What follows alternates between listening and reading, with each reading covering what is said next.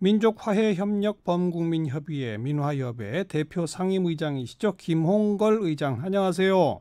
예, 안녕하세요. 김홍걸입니다. 네. SNS에 올리신 글, 그 교황께서 한반도 평화를 원치 않는 세력들에게 이제 평화로 가는 열차는 그 누구도 막을 수 없게 되었다는 것 확인시켜 주기 바랍니다. 어떤 뜻으로 올리신 글입니까? 예, 그러니까 비핵화 문제는 북미 간에 이제 서로 밀고 당기고 좀 시간이 걸릴 수 있겠지만, 예.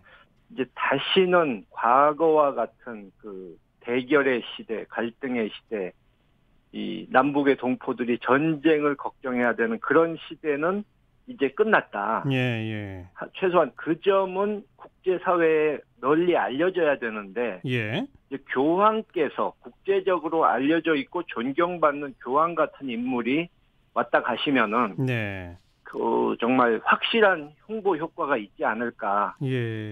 그런 생각이 들었습니다. 예. 외교적으로 역사적으로 교황의 방북이 성사된다면 어떤 의미를 갖게 된다고 생각하세요? 예. 그러니까 북이 뭐 자주 나오는 얘기지만 그 북이 이제는 정상 국가로 변모해 간다. 네, 네. 이제 옛날 같은 폐쇄적이고 소위 불량 국가로 불리던 북한이 아니다 예, 예. 하는 점을 이제 전 세계에 알릴 수 있고, 예. 이제 한반도가 더 이상 내일 전쟁 날지 모르는 그런 걱정을 하는 네. 그런 위험지대가 아니고, 예. 이제 한반도 평화가 정착되어 간다 하는 것을 보여줄 수 있기 때문에 네. 굉장한 의미가 있겠죠. 그런데 일각에서는 북한의 이 종교 탄압, 뭐 인권 문제 이런 것들이 여전한데 교황의 방북을 통해서 그냥 정상 국가라고 하는 이미지 홍보 효과만 주는 거 아니냐라고 좀 우려하는 시각도 있습니다. 어떻게 보세요? 물론 북한 인권 문제를 걱정하는 분들의 마음은 이해를 하지만, 예.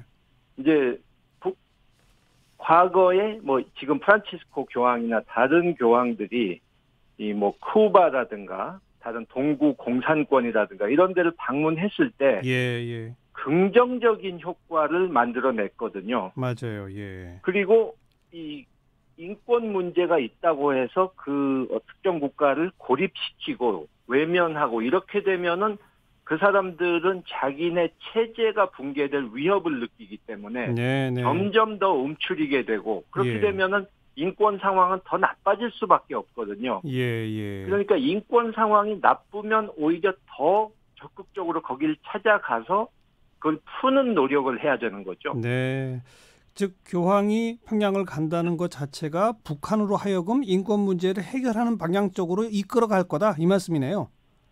그렇죠. 네, 이제 네. 북이 정상 국가로 가고 또 개방이 되고 경제가 발전해서 생활 수준이 높아지고, 예. 이렇게 해서 자연스럽게 인권 문제가 풀리게 해야지, 예, 예. 강압적인 방법을 써서는 오히려 역효과가 난다, 그 얘기입니다. 네.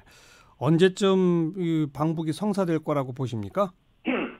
예, 뭐 제가 정확히는 알 수 없지만 이제 교황께서 아무래도 연세가 많으시고 자주 해외 순방을 하실 수 있는 입장은 아니기 때문에, 그렇죠. 일본 방문이나 뭐 이런 거하고 같이 엮어서 예. 내년 한 4, 5월쯤 가능하지 않을까, 그렇게 보고 있습니다. 일본 방문이 내년 봄으로 예정돼 있다면서요. 예, 그런 그렇죠. 얘기가 있더라고요. 네. 그런데 지난 2000년 남북 정상회담 때 아버님이신 고 김대중 전 대통령 제안으로 그때도 교황 방북이 거론된 적이 있었답니다. 그때 북한 쪽에서 공식 초청장까지도 일단 갔다는데 뭐 예. 나중에 북한 내부 사정 때문에 이게 아마 무산된 것 같은데 그 사실 알고 계시죠? 예, 예. 네, 그때 예, 말씀하세요. 말씀하십시오. 예, 그 당시에 이제 그 요한 바오로 2세 교황은 예. 좀 보수적이고 공산 국가에 대해서는 부정적인 이 인식을 갖고 있는 분이었지만, 예. 이제 천주교 신자였던 저희 아버지 그 김대중 대통령께서 적극 설득을 하셨고, 예, 예. 또 평화를 위해서라면 내가 얼마든지 움직일 수 있다 하는 입장을 그래서 보이셨기 때문에, 네. 이루어질 가능성이 꽤 있다고 봤는데, 예. 이 여러 가지로 국제 상황이 당시에 부시 정권이 들어서면서 아하. 이제 분위기가 경색됐고 예. 또 김정은 위원장 측에서도 지금 그 당시 김정일 위원장 김정일이죠. 측에서도 예. 예, 지금의 김정은 위원장처럼 이렇게 파격적이고 적극적인 태도라기보다는 굉장히 조심스러운 태도였거든요. 예, 예. 그러니까 적극성이 조금 부족했다고 저는 생각됩니다. 그 당시에. 네, 네. 그때 결국 그래서 방북이 무산됐을 때 예. 김대중 전 대통령 아버님께서 어떤 반응을 보이셨나요? 두고두고 그 클린턴 대통령의 평양 방문 그리고 교황의 평양 방문이 무산된 거에 대해서 두고두고 정말 한스럽게 생각하셨죠. 네, 네. 왜냐하면 그 두 가지만 이루어졌다면 한반도 평화가 예. 정말 말 그대로 불가역적으로 이루어질 수 있었는데 네. 그 절호의 기회를 놓치신 거에 대해서 굉장히 안타깝게 생각하셨죠. 네. 이번에는 뭐 다시 무산되거나 이럴 우려는 별로 없겠죠? 어떻게 보세요? 뭐 북미 간의 협상이라든가 그런 분위기에 따라서 조금 영향이 있을 수는 있겠지만 지금 현재 상황으로 봐서는 뭐 이루어질 가능성이 매우 높다고 봅니다. 네, 네. 북미 간 협상이 그때까지 좀 지지부진하게 된다면 오히려 교황의 방북이 북미 간 협상을 촉진하는 그런 역할도 할 수 있지 않겠어요? 그렇죠. 뭐 지금보다 상황이 나빠질 가능성은 없다고 보니까요. 네, 네.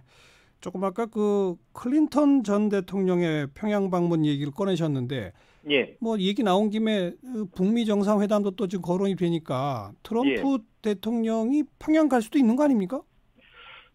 가능성은 있다고 봐야죠. 근데 아하.